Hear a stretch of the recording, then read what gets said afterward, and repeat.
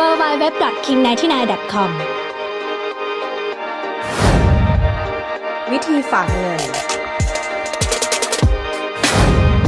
1. เลือกแคชเชียร์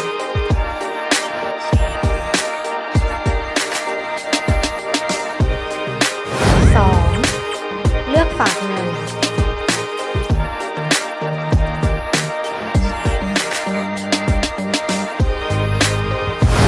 3. เลือกโอนเงินต่างธนาคาร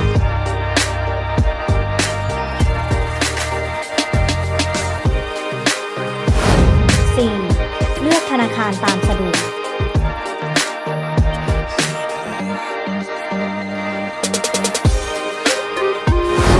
5. ใส่จำนวนเงินที่ฝาก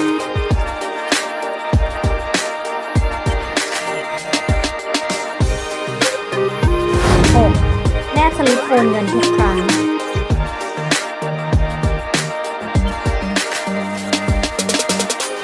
7. จากนั้นกดตกลงและรอเงินเข้า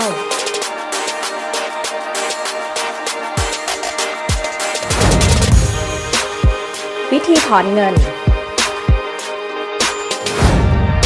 1. เลือกถอนเงิน 2.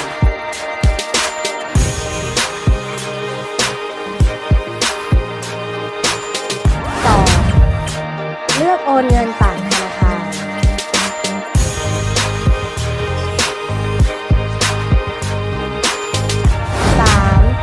3. ใส่จำนวนเงินถอนและกดตกลง